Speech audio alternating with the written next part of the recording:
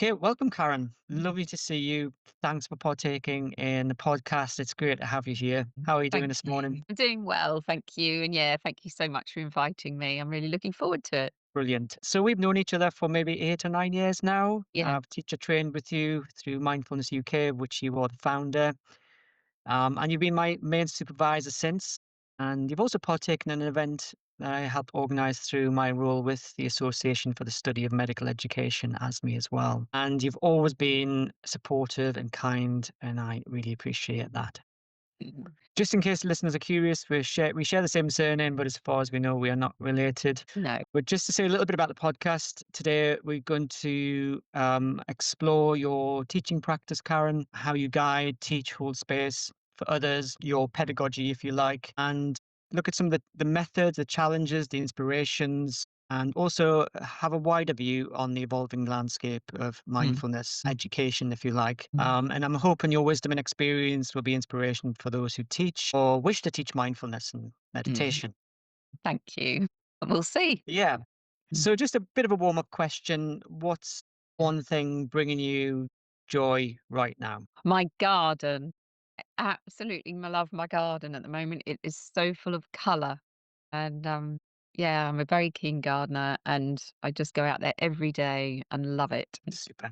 Brilliant. So, we're going to go into the first part of the podcast and to start to explore a little bit about your own journey, the human story behind how you came to mindfulness. So, let's start at the beginning. What originally brought you to mindfulness meditation? Yeah, I mean, as for many people, there was a pathway. I didn't sort of go from one thing straight into mindfulness. And the main driver for me to start meditating in the first place was I had a quite a dysfunctional upbringing. And when I did a nursing degree, but when I came to work with the nurses who became really firm friends of mine, I started to recognize how actually my nervous system was a little dysregulated. So obviously I didn't really use that phrase, but I recognized that I was a little reactive and very protective of myself and all sorts of different kind of behaviors, I suppose. And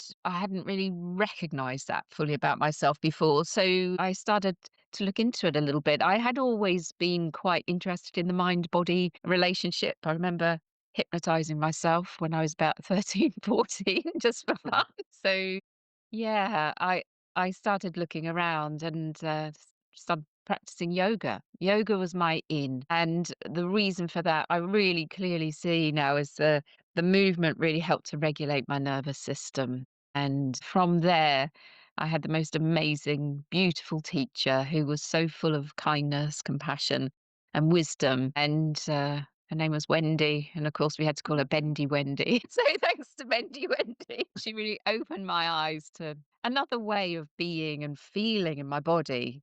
And so, yeah, from there came lots of meditation practice and yeah, sort of started me on my way really. Amazing. What surprised you most when you first started practicing? It was the difference it made so quickly and how I could go in feeling relatively sort of on edge, I suppose, a bit nervous. Who's going to be in the class and, what's it going to be like? What are we doing today? And then within like a minute or two of doing some practice, whether it was the nidra, yoga nidra, or relaxation, or just starting to move, my body just went, "Oh, this is, I've come home." I really had that feeling of coming home to myself, and I still do. I still have that feeling whenever I start a meditation practice or do my yoga.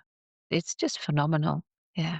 What would you say that this phrase means to you? The coming home to yourself for somebody who maybe hasn't practiced much or Yeah. doesn't phrase that experience in that way. How would you describe that? Would you say? I mean, I think it's an overly used phrase, but I did feel very grounded and earthed and connected. So connected to myself on each level, and it felt in balance. So my because my nervous system was able to calm down, it then felt like it really opened some doors to other experiences within my body. There's, oh, yeah, my hands are really quite cool, or yeah, I can feel that fluttering in my chest, and then within a minute or so of practice, because I had that open awareness, I could sense that it was really starting to soften, and I felt really soothed, like a balm, really. And not only was I connected to myself, but then it's like a miracle in some ways. I opened my eyes to other people and sort of saw them as, everybody's struggling, and we're here all here for a reason. And it just put me on a different plane. Yeah. And the awareness is just really key for me, and the awareness that it brought for myself in the moment, and how by calming my nervous system, it opened up so many other channels of awareness. Mhm. Mm. Yeah.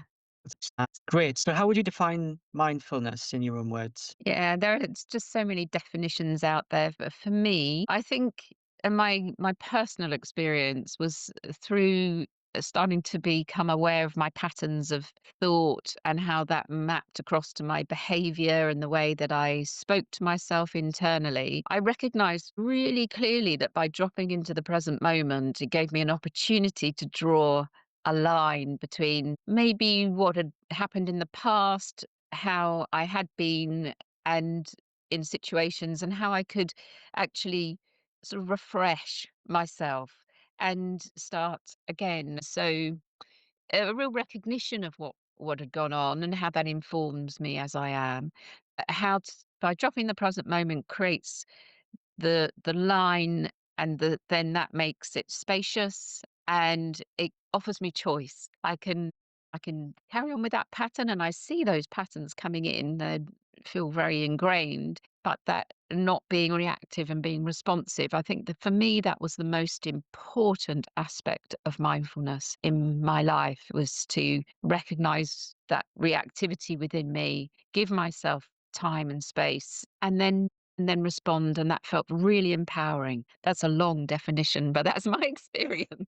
So would you frame that as a way of being in some way, or a set of skills that you've developed, Yeah. practice, or something else, Yeah, it evolved? feels somewhat deeper than that. It feels kind of cellular in nature, is that the more I changed my path and became more and more aware and learnt the skills and tools of calming my nervous system. Definitely the more it became a way of being, but not on a superficial level, on a really deep level. And, just totally altering my direction of travel. Mhm. That's amazing. Mm. How has your personal practice evolved over time then? So I started with yoga, and I moved. I did a lot of pranayama practice, breath work, which was sort of breath retention and alternate nostril breathing, all sorts of things. And found them very beneficial, but I also found them quite complex. And now, in retrospect, I recognize that that's because of my heightened nervous system. And so I was looking for a more simplistic, if you like, way of practice. And so mindfulness really offered that opportunity to be with whatever is here in the moment is okay. And that feeling of being okay with what's here in the moment really changed my perspective on how I was, and my practice. So that's what led me to mindfulness. Then through that, I started investigating Buddhism, and I happened to marry a man who then became a Buddhist and a Buddhist teacher. And so Buddhism became a sort of interweave into my life. And then uh, I was always practicing my yoga, but what Buddhism gave me was context. So context for some of what I was practicing and feeling, along with the yoga philosophy as well. And so now I come to my yoga practice, which is still my foundational practice for sure, but with much more of an awareness of the context and sort of if you like, the theory. So the education piece is there, which helps me to stay very engaged with my practice. And so, yeah, I kind of feel like I've gone full circle in some respects, but I feel much more informed and knowledgeable about my practice in a more wholesome kind of a way. So, yeah, it's a lovely experience to have gone through all of that and sort of know contextually and philosophically why I'm doing what I'm doing when I'm practicing. And were there any periods where practice felt especially challenging? Yeah, I mean, there was a really pivotal moment in my life where I had been practicing meditation and yoga for um, in excess of 20 years, and I experienced cancer for the first time. And I really remember sitting with my practice and my mindfulness practice, but I was going for an operation relatively soon, and not knowing what they were going to find, having signed a document to say that, just take anything out that you need to, and actually recognizing in my middle of my practice that I might not survive this. And so the reality of the situation was really strong. But what I recognize so powerfully is that I didn't know what to do with that. And so Mm, it came to me in that meditation that my levels of compassion for self-compassion, self-kindness were quite low. And again, that's from my background. And so I recognized that, yes, it was out of balance. So the reality was there, but I didn't know where to go with that. So I started reading lots of books and podcasts and all sorts of TED Talks and one thing and another, and really immersed myself in compassion, self-compassion. And it was hard, really hard to do. It made me feel so uncomfortable on lots of different levels. But I knew from my meditation practice, the word practice is there because you have to keep going with it, that you could break through and that you can come to a resolution and the deeper understanding. And that's exactly where I got to with my compassion practices. And it feels now, it took some years to start to get some balance, but I feel extremely imbalanced in as in within balance and with my mindfulness and compassion. And yeah, it was a really pivotal time in my life. mhm. I imagine that has really strengthened your practice, Mm. but also it really helped you understand how important mindfulness is Hmm. as well. Yeah, it really did. And then, unfortunately, 10 years later, I celebrated 10 years of not having cancer, and then I got it again in a very a different place, different cancer. And I approached it totally differently. And that was because of the blend of self-compassion with mindfulness that helped me to stay much steadier, much calmer, taking it a step at a time, knowing that I had the tools and skills as I was sitting in the waiting room to go and see my consultant or having a CT scan and having the surgery and other treatment that I had, it was an absolutely, totally and utterly different experience. I'd rather not have had it, but it really put mindfulness and compassion and the absolute benefits of it to the test. It was amazing. So, Mm. yeah. It's Mm, very powerful. Thank you for sharing that and being mm, honest and open about it. it's okay. And that obviously influences what you do. Would you like Yeah. to say a little bit about how that's influencing what you do with mindfulness? Yeah. Having set up Mindfulness UK in 2010, and I had been teaching mindfulness and compassion within my healthcare role for about 15 years, I suppose, before that.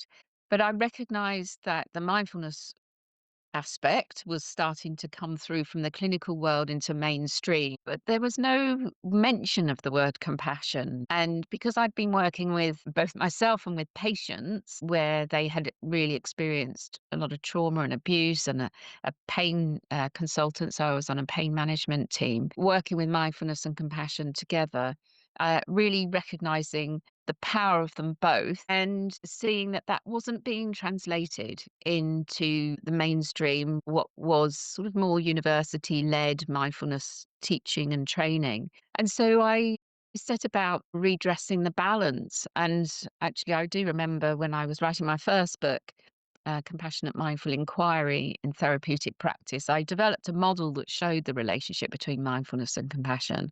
And I remember taking it to my supervisor, who was very immersed in the mindfulness world, but had also started teaching a lot of compassion. And she said to me, "Oh, the establishment won't like this, that you are introducing compassion into mindfulness." And I just said, "Well, I really don't mind because this is the right way forward." Mm, And so it was quite a brave, I suppose, move at a time when it was all quite delicate in some mhm, ways. I was one of the first organizations, independent organizations to set up and start teacher training outside of the universities. I wasn't the first, but I was one of them. Yeah, to be seen to be doing something slightly different than the establishment. Of course, Vidya Mala from Breathworks was really teaching a lot about compassion, and she has become a friend through Mhm. our view of the relationship between mindfulness and compassion, really. But that's what we did in Mindfulness UK. We started teaching mindfulness and compassion in a balanced way. I developed a level 4 qualification integrating mindfulness and compassion in professional practice, and latterly the compassionate mindful resilience program. So yeah, lots of different elements just infiltrate the compassionate elements infiltrate all our work. And you developed a new course, haven't you, that is for people who have been diagnosed with cancer, is that correct? Yeah. So I've only taught one of those, and it's specifically for people who've either experienced it for themselves at any point in their lives and their carers, because I do think carers have a hard time. And of course, I have heard, oh, sometimes carers have it harder. My experience was not that. I feel like Mhm, I had it harder than my carers, but they mhm, still need support. And mm, so, yeah, I've done one, and it is the Compassionate Mindful Resilience Program, which is differentiated, particularly for people with cancer. And just knowing from that very deep place that this works. And so, mhm, yeah, I put it to the test in a way that I never really thought I would have to. mm. Yeah, Yeah, yeah. you never know where it's gonna take you, do you? No, no. It's great. You've certainly had a lot of influence, and you mentioned the book, Mm, but this might be an opportune moment to mention your new book that you're mm. currently writing as well. Yeah, thank you. So I've got the working title of Compassionate Mindful Resilience Workbook, and I developed that course, which is a shorter course with shorter practices in 2020, based on my years of experience. And I put it together in particular for health and social care sectors, and have supported many, many people in the last 5 years, and had it really effectively researched throughout with 3 or 4 different universities. And it's now internationally recognized through the International Panel of Mindfulness Based Courses, who acknowledge courses that are innovative on an international level. So yeah, it's yeah, quite a journey to get to that point, but I feel absolutely thrilled that shorter courses and shorter practices are now being recognized, whereas they haven't been before. Yeah, Mm. that's quite an achievement, really. So, Mm. well done. Thank you. Thank you. That's given us such a rich sense of your journey, your roots in practice. And I'd like now to shift into how you stepped into teaching. And first question is, who or what most influenced you as a practitioner and as an educator? Yeah, I'd just like to kind of backpedal a bit and say I don't really like the word teacher. I prefer the Okay, word interesting. facilitator. Yes. Yeah, I find that teacher pupil kind of relationship a bit uneasy for me, actually. So, we're all in this together, and that's how I see it. So, yeah, a lot of people, wonderful people along the way, from listening to talks by the Dalai Lama, of course, and one of my favorite books is Joy, His Holiness Dalai Lama and Desmond Tutu, and nearer, closer by. So Bendy Wendy, I really feel like I owe so much to her, and she knows it. I've got a very good friend who's a Buddhist nun, Amy Miller, and she has been such a support to me over the years and helped me to really uh, enfold compassion into my life very fully. Of course, to my husband, who's the Buddhist teacher, and it's such a privilege to be able to have easy conversations at home about this kind of thing. Yeah, just feel very blessed to have had the support, and of my staff, Angie Ward in particular. So yeah, a lot of people. Yeah. And did it feel like a natural step to go into this role? Did you resist it a little bit at first? Yeah, again, I can remember thinking I sort of came from through a non-traditional route, having done the practice myself, then bringing that experience to the patients that I was working with and seeing the shifts and the changes, and then setting up my own mindfulness center, physical place, and starting to continue my work one to one, and then realize that I wanted to teach groups, yeah, came from quite a different place. But when I started thinking, well, maybe I should get a qualification in this or do some training. And I started looking around, and there wasn't anything that really seemed to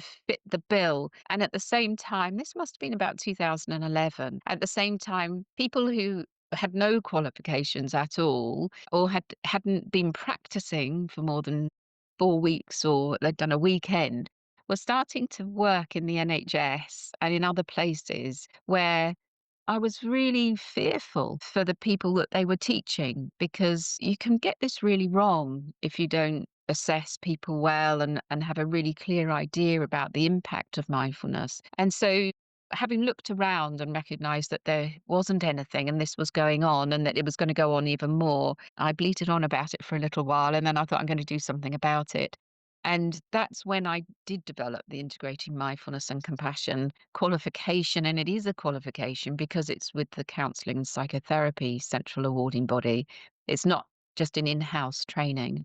And alongside that, I also bit the bullet and sort of went back some steps and went through Bangor University and did my MBSR teacher training as well.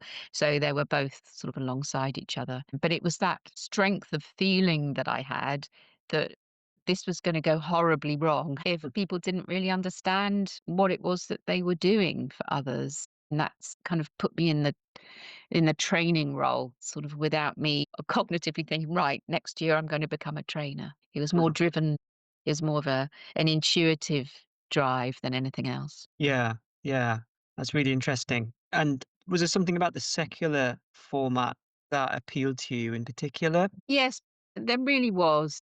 I think it's the accessibility. And because I came from the secular experience and it had such a profound impact on me in my life, it was only latterly that I started to do a deeper dive into Buddhism. So I really strongly believe that keeping the secular aspect of mindfulness has such power, but there is for me a real connection to the lineage. It might not come into my actual teaching. Sometimes it does, sometimes it doesn't. But I've got it in me.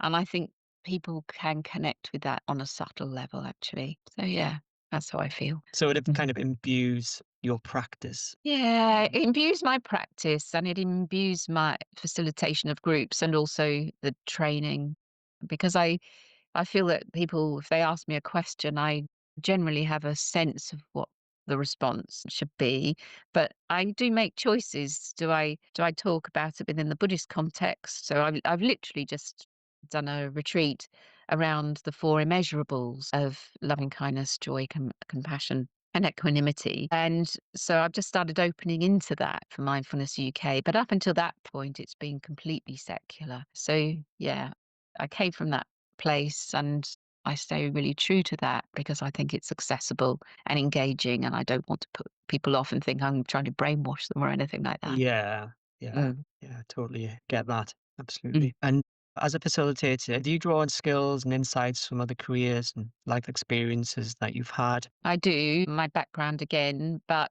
also having done a nursing degree. And it was a fabulous course. It was 4 years. It was an RGN combined with a degree. I think it was the second one that was ever run in the country. And we had incredible lecturers. So we had the psychologists from the psychology degree and sociologists from there and microbiologists and all sorts. So it was kind of a cobbled together degree, but they were real experts, our lecturers, in their fields. And so I feel that that has absolutely inspired me along the way. And really do fall back on what I learnt there and the sort of the skills I got, the listening skills through nursing and then through my work with patients one to one with trauma and abuse and pain and that opening up and the enabling people to feel they could be safe and vulnerable at the same time. And I feel like I support them in creating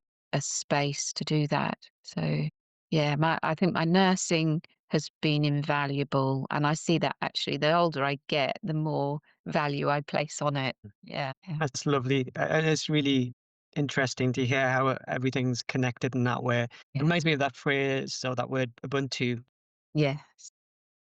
I am because we are. Yeah. Yeah. I love it. I Mm. absolutely love it, and I have a really strong sense of that. What keeps you feeling inspired or motivated as a facilitator of mindfulness? I think it's I have a very strong drive to continue in this work because it's an evolving experience for me. I don't feel like I've sort of reached a place where this is it in my own experience of my practice and my relationship to other people in the world. And uh, I get such a lot of satisfaction and an inner glow, a feeling of really contributing to the world, and very much a part for me of this drawing of the line.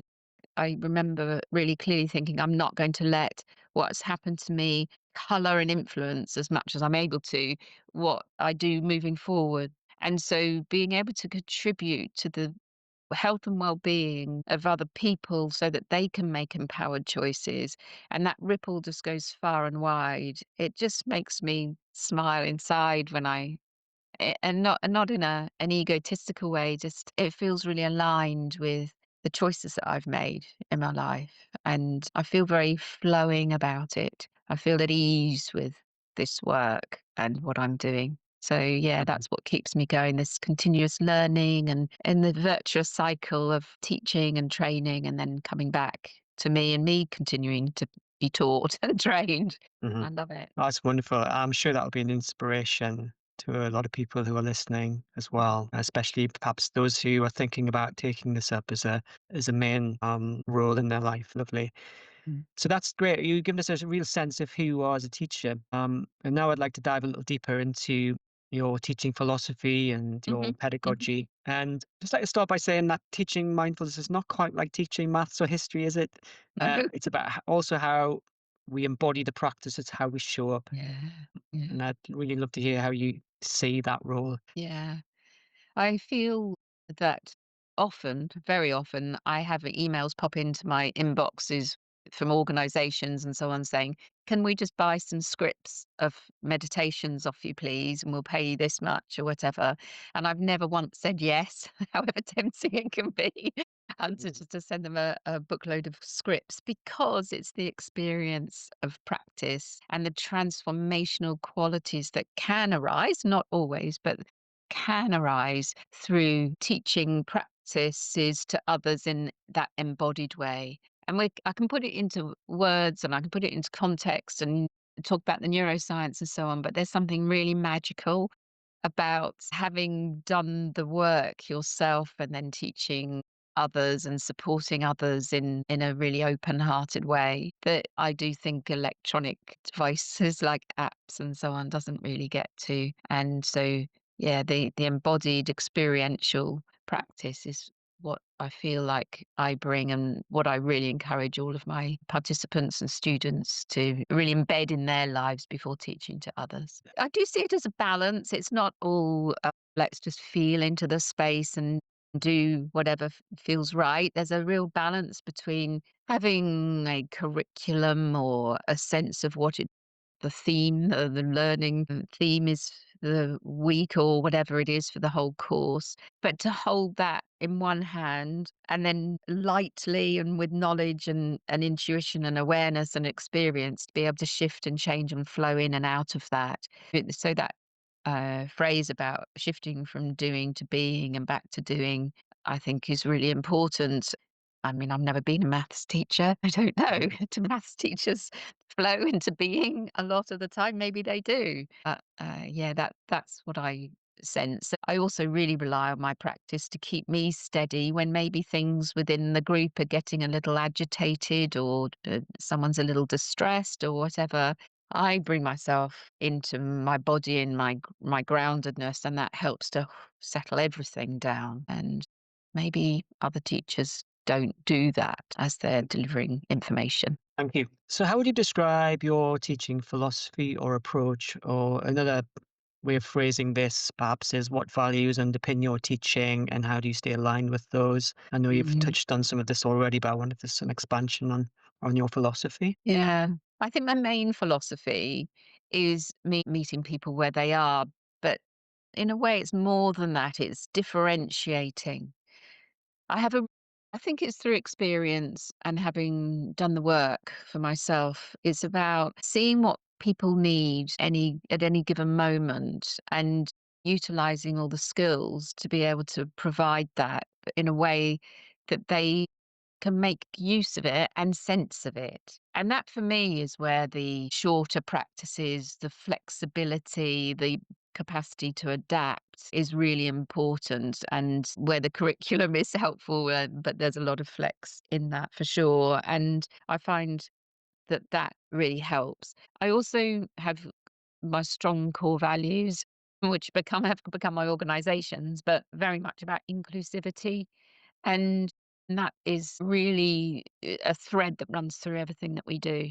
So we can plan something, we have a sense of what we're going to do, and then suddenly something completely different presents in front of us, a lot of excitement or whatever it is, maybe some dullness or something, and we have to then shift and change. And I think that comes from really listening to yourself as the person facilitating, and also the knowledge and experience. Yeah. Yeah.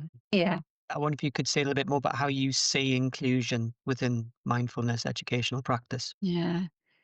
It's sort of discussed a lot, and things are shifting, no question, in the mindfulness world. But it is discussed that there's a certain presentation of people who have been in a position to be able to access mindfulness up until very recently.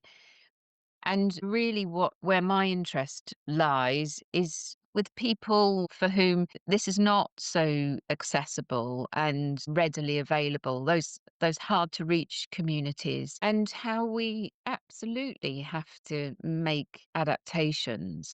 So we can't superimpose this blueprint that works for some onto others. We have to really sit back in a way and do that creation of space, and look at what their needs are and adapt what we teach massively to enable them to see the value of it. So that for me is inclusion in whichever area that we're working in, or that I'm training people to work in, is to have the confidence to really listen and observe and acknowledge the reality of people's lives, and then to meet that in a compassionate way, to teach in a way that, yes, they get what you're talking about and the practices, but it stays, it sticks, if you like, and people want to keep coming back for more. So yeah, that differentiation and inclusion comes in lots of different guises, but it really is the opening of doors, and being flexible and adaptive to different circumstances. Yeah. Thank you. And on the back of that, could you say a little bit about the different audiences that you do work with?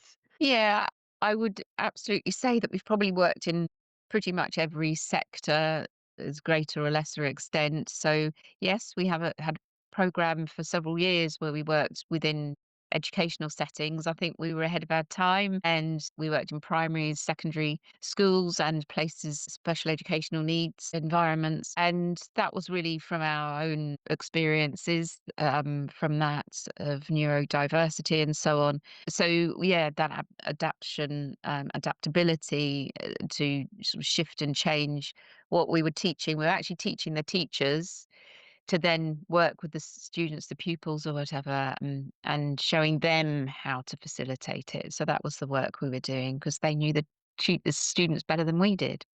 We've also we work in corporate, so we deliver the Compassionate Mindful Resilience program, for instance, in HSBC. I've worked in healthcare for many, many years, so we've just recently completed a project with the National Association of Primary Care, working in GP surgeries with the employees. And we've worked with the criminal justice system. We taught a lot of judges and police, and yeah, just all over, in and out, foster carers, and yeah. So from really the whole age spectrum, and yeah, that capacity to be able to adapt and flex is just second nature to us, really.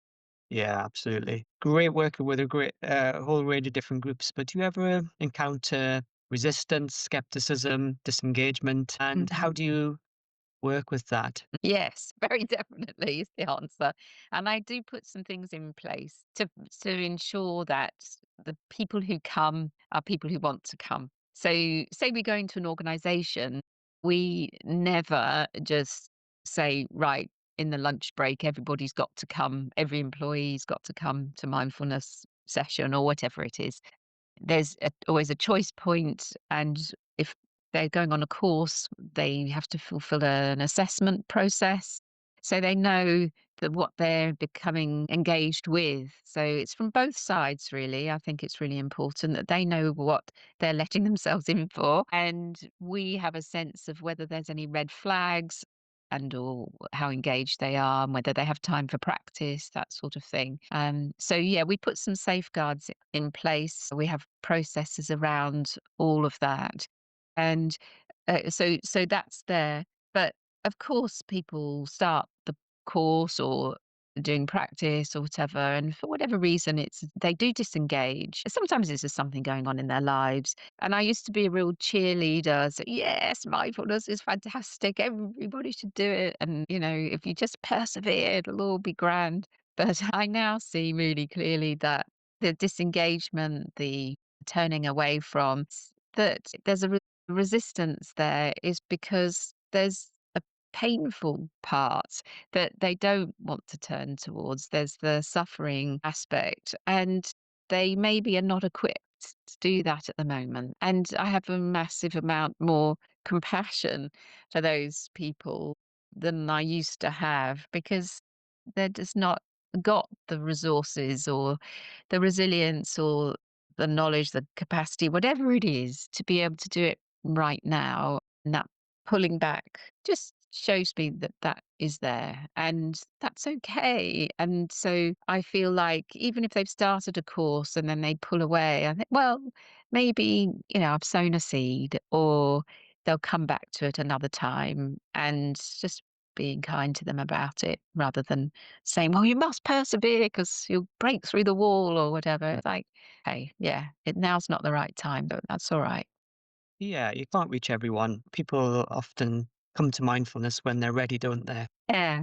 Yeah, they do. And even when people think they're ready, and even though we do the preparation of you've got to do this much practice and this is what the course entails, actually the reality of doing it is very different to what the theory is. And so the experience of doing it and actually opening up into not only the conscious mind, but starting to go deeper into the subconscious, it is so painful for some. It's so alien, and our society doesn't support it that well. And so the pulling back is quite natural and understandable. So, yeah, it's an interesting process to observe, and it's in mindfulness we talk about being non-judgmental, and that's how I am. This is how it is right now, and then the letting go and seeing they might come back to it at some point. Yeah. Mm. Yeah, that's really lovely. And just to go back a little bit, I was just wondering if you could say a little bit about how you prepare, how you plan for your courses, for your engagement with participants and people in different contexts. For example, and quite a few practitioners who will immerse themselves in a topic, maybe come off the back of a retreat, for example, and feel like they really embody the teachings and it really helps deepen their sense of presence. But then there's also the practical side Mhm. of just writing down your timings and the resources you need. And I wonder if Mhm. you could say a little bit about how you balance those. Yeah, it is different types, and depending on the modality, really, I suppose, of delivery. So in my retreats that I run, for instance, I will bring kind of where I am to the retreat. So it feels really authentic to do that. So there's more of an exploration beyond perhaps the teacher training to sort of, yeah, whet people's appetite maybe for more, to just show up really as to where I am and how I'm feeling. And sometimes they're yoga based, sometimes they're compassion based, sometimes they're Buddhist based, whatever.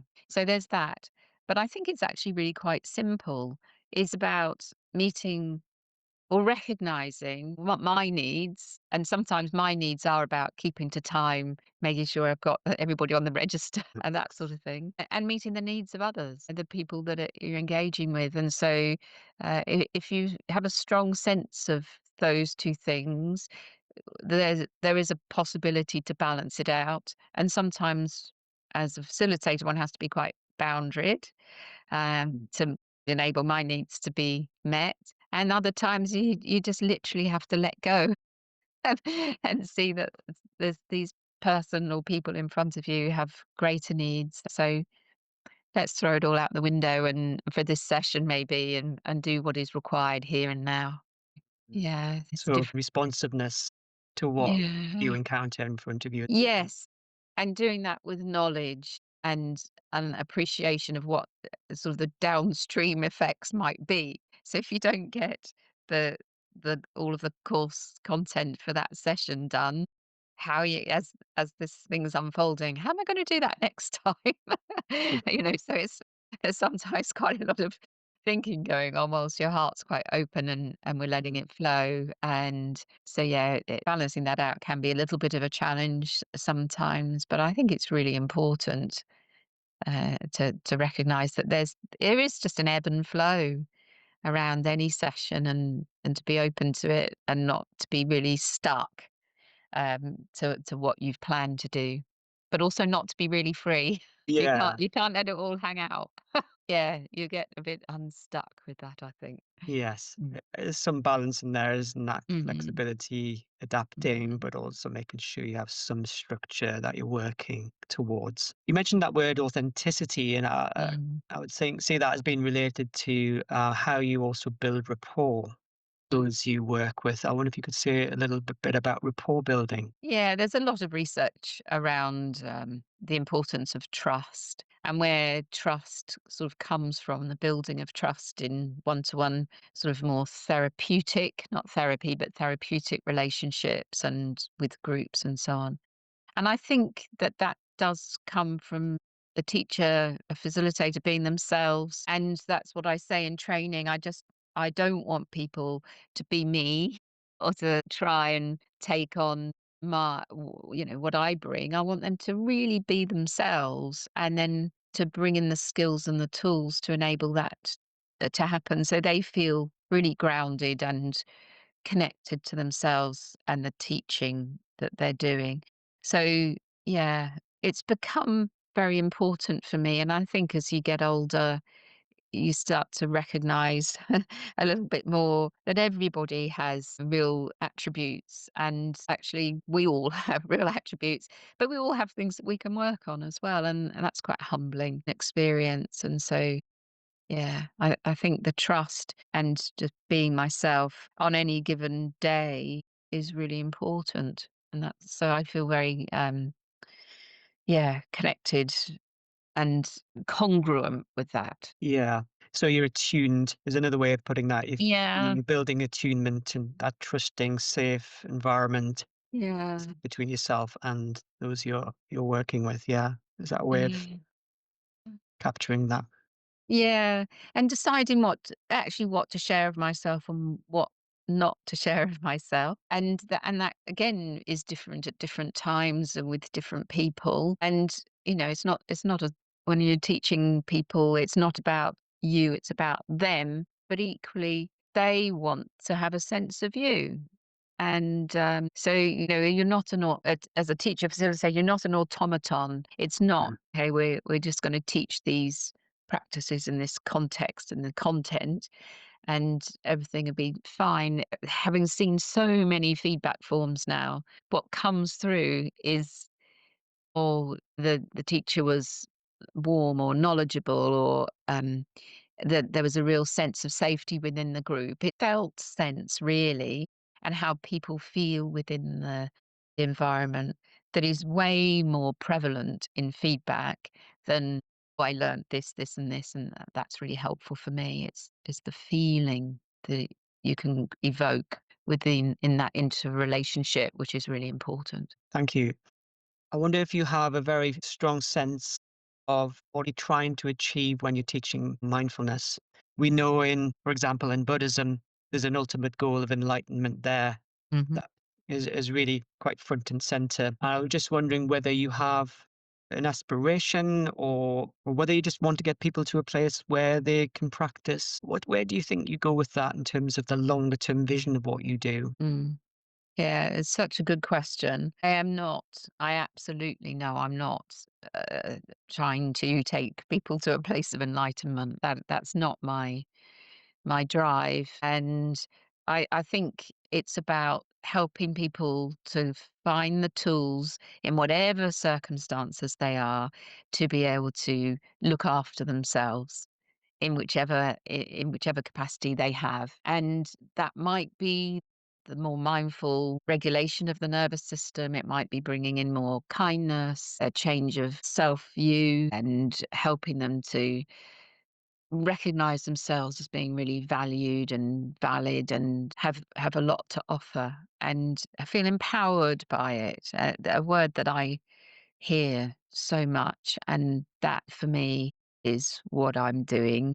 And in particular, using mindfulness and compassion as a real vehicle to get to people, to teach them these practices that otherwise wouldn't be able to reach them. They wouldn't have an opportunity to be able to engage with them. And so, just as an example, one of the people on my teacher training works with women in Ukraine. And for me to know that my teaching, the training that I'm doing with them will help those women, I mean, it's just incredible. Where I couldn't go into Ukraine and do it, or the other places, I really recognize my place in all of this. So, yeah, that's what this is all around, really, is helping people to allow themselves to feel the suffering, to feel the vulnerability, to know that that's will give them strength and yeah, the skills to be able to move forward in perhaps a slightly different way that is much more supportive for them. Yeah, and that can be a huge, huge life changing thing for people, can't it? Yeah, can Yeah. be. It can be, and sometimes it isn't, Yeah. and both are okay. Yes. Absolutely. And there's a sort of ripple effect there, isn't there, from the work that you Yeah, do, yeah. teaching so many people and those people working in so many different contexts. Yeah, yeah, Is and it- because I have such, a view of my place in the world, it ripples out, but it ripples back, and Mm. it's just all interconnected, and that's what I love about it, is that I just feel so connected to the work and the ripple and how it just flows in both directions. It's a beautiful thing. I'd love to explore a little bit about the theory that you have been developing in your books, Mm, um, that underpin your particular approach. I wonder if we could just spend even just a few minutes just mm. saying a little bit about those aspects. Yeah, I think the moment that I recognized that I wasn't self-compassionate to myself as I would have been massively compassionate to others through my life was really significant. And then I did start looking at what mindfulness teachers say about mindfulness and how that builds self-compassion just naturally. And of course, there's no question that I feel that creating space and dropping into the moment that creates opportunities for kindness. But I equally know that if you haven't had your needs met, if you have experienced a dysfunction, whatever that looks like as you're growing up, that you haven't actually been taught the skills and of kindness, of self compassion, of self nurture. And there are all sorts of different barriers and blocks and barricades that you can get to. And so my experience has been mindfulness really allowed me to soften and open and let go of those blocks and barriers. And then learning about self compassion gave me a whole other toolbox to be able to work with what was there. And I had to be taught that. And because I wasn't taught it growing up. And in this world where trauma is so prevalent, I think that I'm not alone in that at all. And so I wanted to show the the difference between the two, the mindfulness, and compassion, the self-compassion in particular, and how we have to have that strong base, the foundation of mindfulness to keep us steady for when we open up to the self-compassion or the lack of self-compassion, which can be very activating to recognize, I haven't been kind to myself in so many circumstances. I've always put everybody else first. Can be it's just so huge for some people. So I wanted to show that relationship, and so I developed the model, the iceberg model, and then I showed it to a friend of mine, Dr. Trudy Edgington from the City University, and she has worked with mindfulness and compassion in many areas. She's a lecturer, but also she works with patients for many, many years. She's a nurse by background too, and she works with patients with neurological conditions, particularly head trauma. And she said, I can describe exactly the difference that's happening neurologically when you're learning mindfulness compared to when you're learning compassion. And every stage of the model, she said, there's something different neurologically going on. And I was just so excited that day Mhm.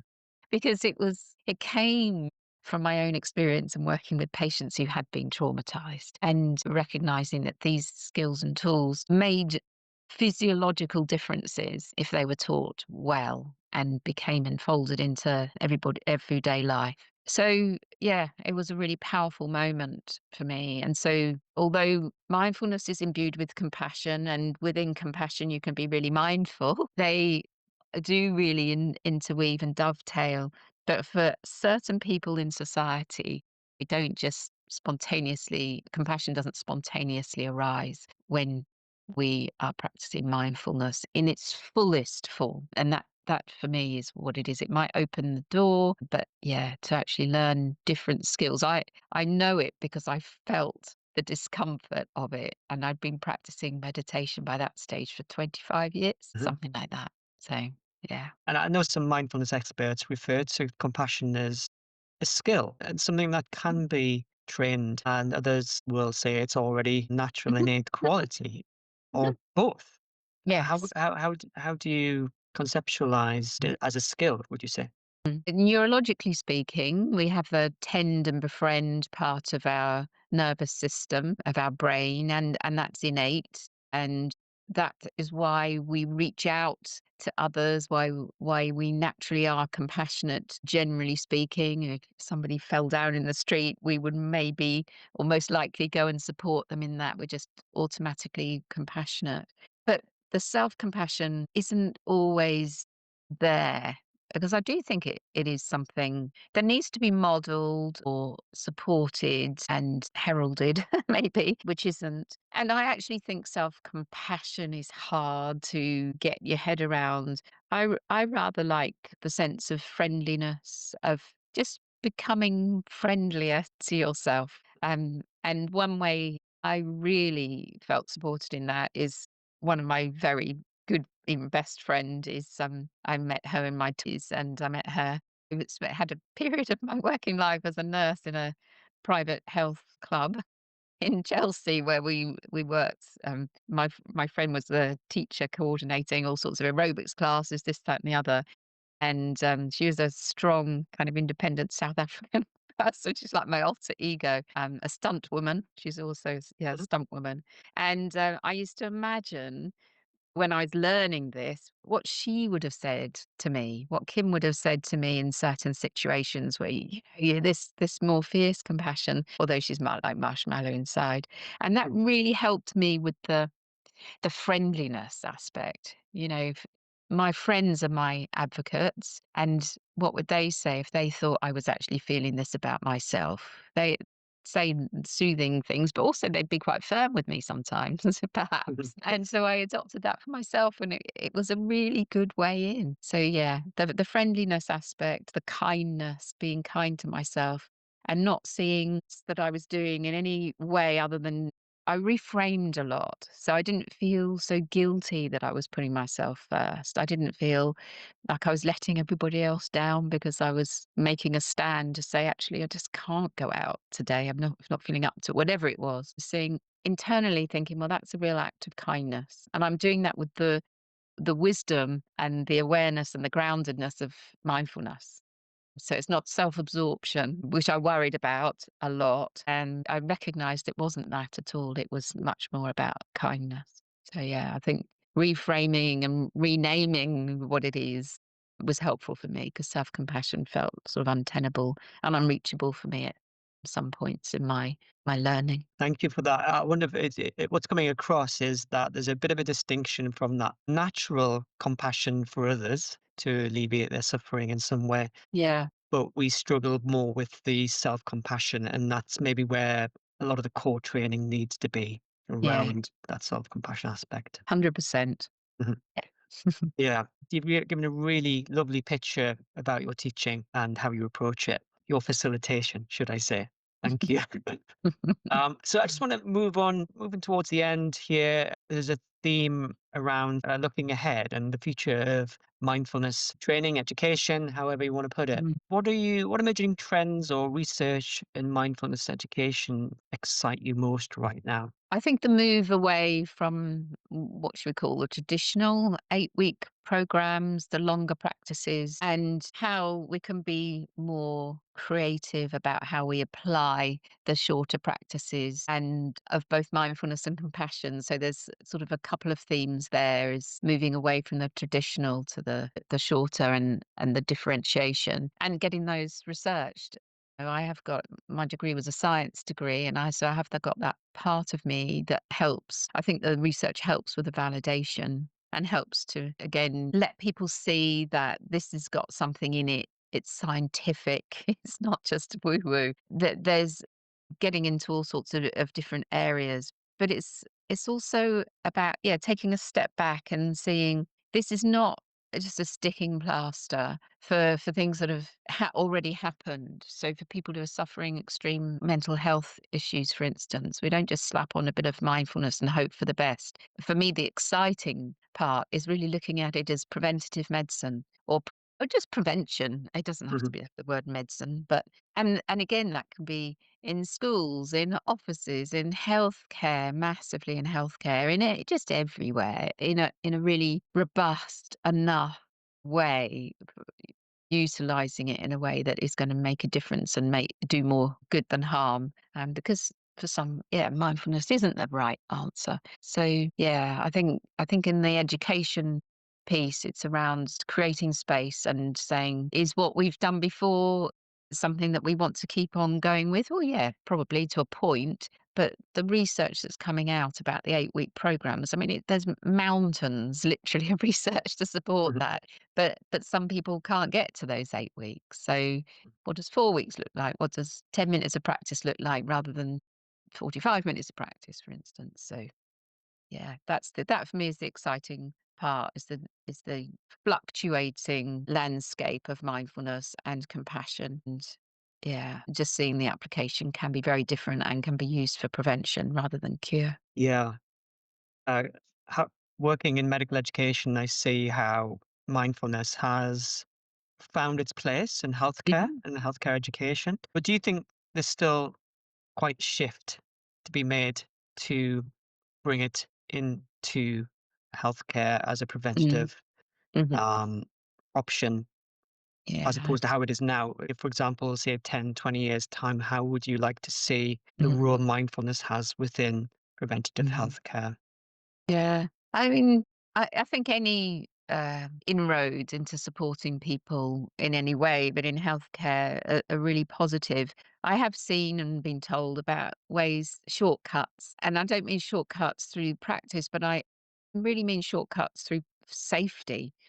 And yeah, this is a good program. Let's just chop a bit out and then we'll put it onto a learning management system or something and anybody can access it. Well, hang on a minute. And that includes patients, not just staff. And it's where are the safeguards here? And I think that that's not really talked about enough. And I don't want to get kind of contracted about this, but if people are doing courses, there's a cumulative effect. There's a real impact on the neurological system as well as just building the awareness of where people are and you know what they've experienced that needs to be held in a way that is safe. And I'm not saying it all has to be done by a human being.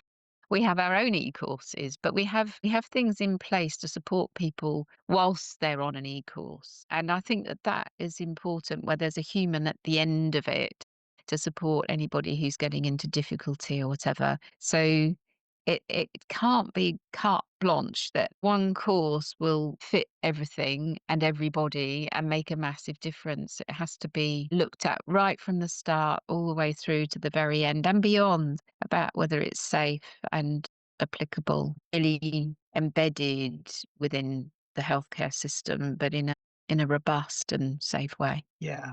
So it's not superficial. It's something that actually is authentic, but Yeah.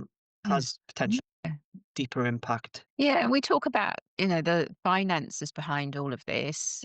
If people become more aware of the choices they make and they bring in self-compassion and maybe that more fierce kindness, you've got to get out walking more. You really don't have to eat that sugar or Mhm. whatever. Mhm. And other choices, so many choices that we can make moment by moment. It would save the healthcare service, well, I mean, in hundreds of billions.